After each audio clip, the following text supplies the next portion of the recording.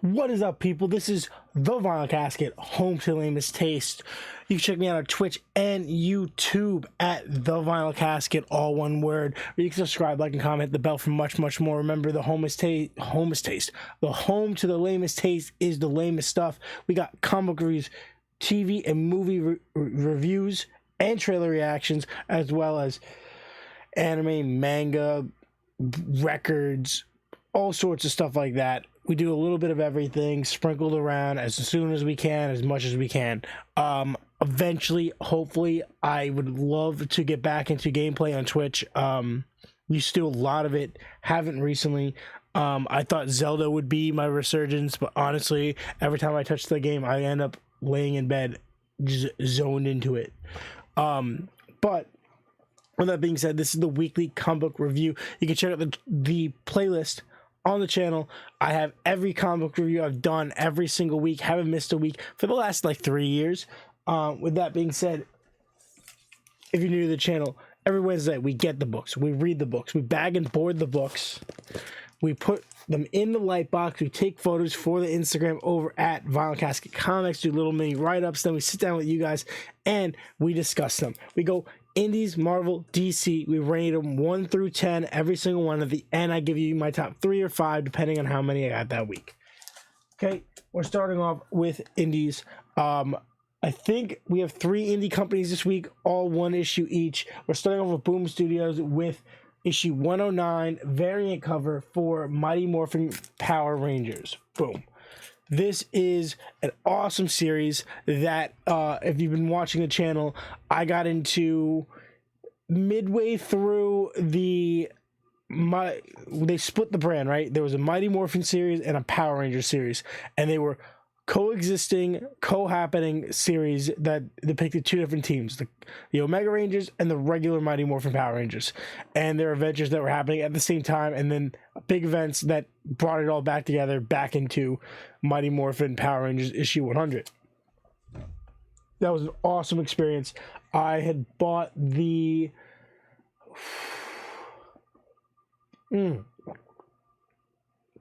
I bought all the trades. I bought the trades of the 2 series. I think the first 3 of each, caught up to what was going on, then got the single issues, then got into the event, and then now have been reading since issue 100. But I'm really enjoying this. There's a lot of interesting new things that, if you grew up watching Mighty Morphin, In Space, Turbo, Zeo, there's lots of references past Mighty Morphin. There's lots of references to those other series that were interconnected with that main series and the main cast. And it's really interesting to see where it's going. And then there's lots of nods to the early Boom Studio Power Ranger line and stuff like that. This has been really, really interesting, and this exact issue did a lot, and I'm really excited to see where it goes from there. I'm gonna give it a 7.5 out of 10. Moving on to Dynamite Comics, we have issue number 3, another variant cover. I believe this is the variant cover for Scar. So Disney Villains line.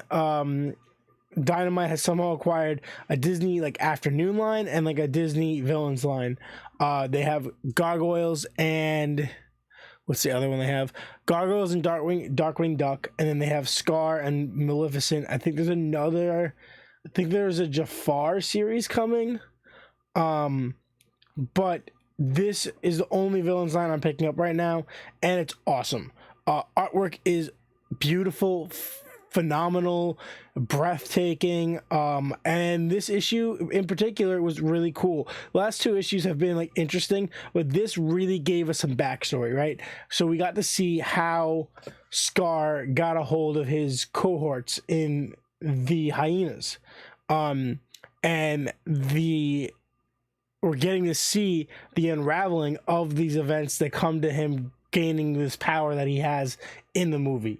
And I really, really, really enjoyed that. And I thought this issue was spectacular. I'm going to give it an 8 out of 10. I highly suggest you just check out all the Dynamite stuff they're doing with the Disney properties. I think it's really cool. I don't know how they acquired it. being that Disney owns Marvel. I don't know why these titles wouldn't just go down to Marvel, but Dynamite's really killing it. And then going in Image, we have a really cool issue. This is issue 13 of Rogue Sun. This is the A cover. And there's something unique about this issue that I haven't noticed in anything else. And I think this might just be a thing post Supermassive 2, or Supermassive 2023. Underneath the Image logo, it says Massiverse. I have never seen that yet. This is one of the first issues post Supermassive crossover. And I know Image is doing a lot of rebranding stuff, right? Past their Image anniversary. They're passing their anniversary, and now they're doing Image Supermassive. Skybound's really taking on a life of its own, past being a Image brand. Very interesting. But this issue itself, we really get to see the deep dive struggle of our main character Dylan as he's trying to get his body back from the ghost of the original Rogue Sun, Rogue Knight, or Sun Knight, I don't know which one it is, that has taken over his body and has been living his life. He's trying to get it back. He's trying to repent, get his stuff back. He gets banished to this crazy little dimension, right? And who does he run in at the end? Huge spoiler alert, his dad that he banished to this realm. So with that being said, I'm super excited for the next issue to see what happens. I think the art and writing here has been phenomenal. I'm really liking the drama and the storyline. I'm going to give this another 8 out of 10. I think that is this Higgins writing? No, it's Parrott. Okay, so Parrott, another guy from Mighty Morphin Power Rangers fame, has been doing an awesome job. This is a great series. Right, now we move on to Marvel. I think we have 2 titles from Marvel. We're going to start off with... They're both not crazy strong, but I'm going to start off with issue 3 of Guardians of the Galaxy. So here's the A cover, and it's an okay series, right? I'm not mad about it. I am enjoying it. Cover's really cool. I have some gripes that I've brought up about the last Guardian series being so good and them kind of getting rid of that giant cast of characters and going back to like the original guys that are in the movie. Whatever, I don't care. I move on. Boom. Storyline's really good. No Rocket yet. I don't know if that's because we have a Rocket miniseries and a Groot miniseries coming on, but we have this whole thing with Grootfall, which is this giant Groot creatures taking on planets and stuff, and they're trying to stop it, right? I don't know what that really means for the future of the title or the storyline. It's interesting. No Rocket, which is kind of a big gripe of mine. Hopefully it comes on further on. It's just an okay story. It's interesting. It's nothing crazy yet. It's nothing super amusing. It's okay. I'm going to give it a 6 out of 10. I think it's pretty good, though.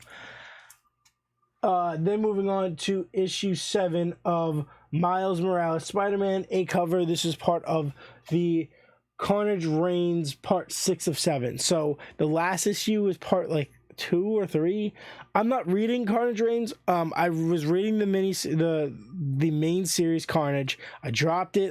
Wasn't really into it. I really liked the last event with Carnage and all the symbiotes, and I was really into that. And then Extreme Carnage was an Extreme Carnage. I was really into Extreme Carnage. Got into the Carnage series, expecting to get the same vibes. Didn't necessarily at first. Dropped it, and it seems like it's been taken off because now there's events around the Carnage series. Cool. So I'm not really paying attention to it. This issue is pretty good. Nothing crazy, nothing spectacular. It's tying into like ongoing events in the series. It's solid. I just want this event to be over with so that I can move on and get more of the Miles that I wanted after the last storyline ended. I'm going to give it a 7 out of 10. Artwork's good. Story is okay. Writing and dialogue is pretty good. The characterization is pretty good. They got over that hump. They used the last storyline to really get Miles back into the kind of groove that he was before they renumbered the series. And now we get into DC. We have 3 DC books. We're going to start off with issue 3 of Superboy, the Man of Tomorrow. Variant cover.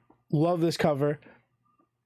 this book is pretty cool. So obviously at the end there's like some kind of weird double cross happening, but Superboy felt overshadowed coming back at the events of Superboy. We know that he was forgotten in one of the crises, and he comes back, and there's this whole thing with his friends, and they have like a mini thing with Dark, whatever that event was, and they come back. Okay, he's now like, I want to make a name for myself. I want to be a superhero, but like now I have all this competition. I got Superman. I got two Superman. I got Ultra Girl. I got Supergirl. I got all these people, all these different super people in my way. Two Steels. He's like, I can't do this. I want to do something on. Goes to Calyx, figures something out, goes, right? Trying to help these people, runs into this trio called the Cosmeteers.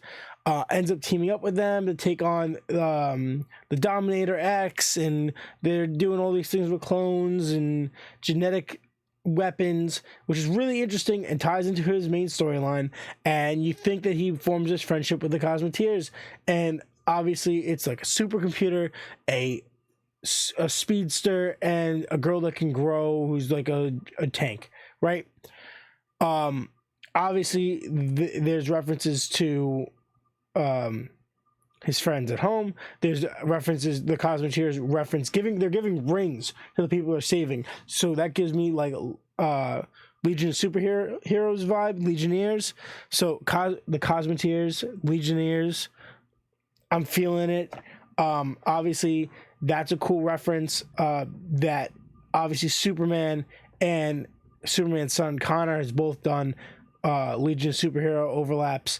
I would think that this is Superboy's Legion, but there's like a double turn coming up or something like that. I'm kind of like interested but also put off, but it is what it is. Really awesome series, really enjoying it, highly suggested. I'm gonna give it a 7.5.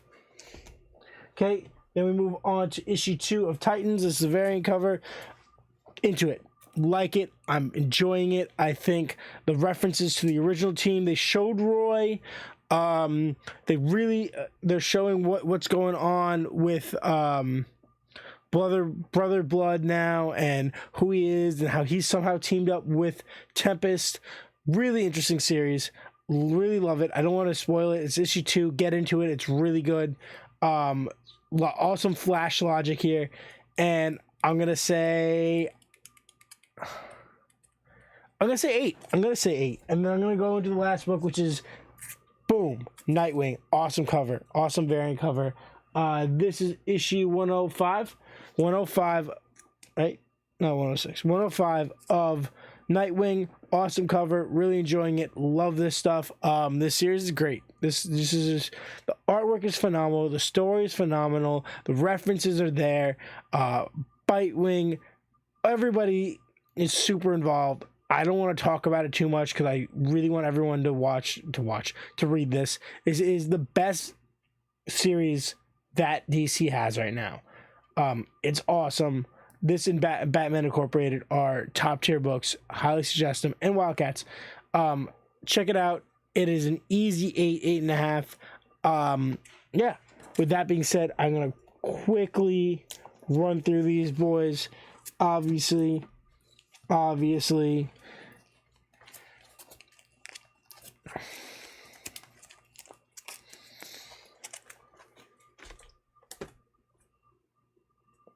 That was close.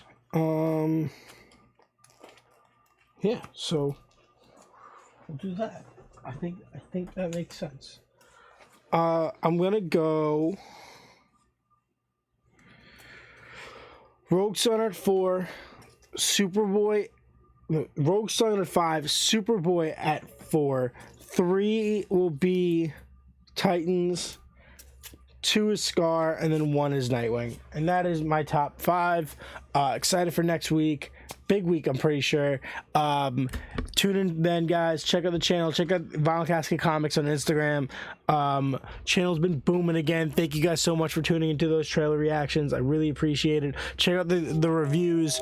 And and there will be more trailer reactions coming later this week. With that being said, guys, check out the Twitch and the YouTube at The Vinyl Casket, all one word, where you can subscribe, like, and comment. Hit the bell for much, much more. Do me a massive favor and stay lame.